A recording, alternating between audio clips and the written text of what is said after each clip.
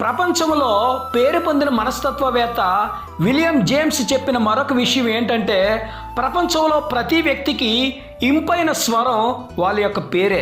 ఎవరన్నా ఏదైనా పని చేసుకుంటున్నప్పుడు, లేదంటే ఏదైనా మ్యూజిక్ వింటున్నప్పుడు మనం వారి పేరు పెట్టి పిలిస్తే వెంటనే వాళ్ళు వెనక్కి తిరిగి చూస్తారు.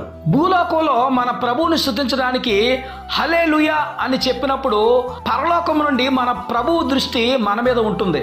కారణం ఏంటంటే, మన ప్రభువుకి ఇంపైన స్వరం హల్లెలూయా అనే పదం.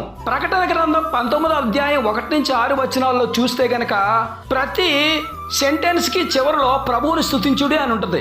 363లో పోప్ దమాస్కస్ మొట్టమొదటిసారిగా క్రైస్తవులందరూ దేవుణ్ణి స్తుతిస్తున్నప్పుడు హల్లెలూయా అనే పదాన్ని పలకాలని చెప్పారు. అప్పటి నుంచి కూడా హల్లెలూయా అనే పదాన్ని వాడుతున్నారు.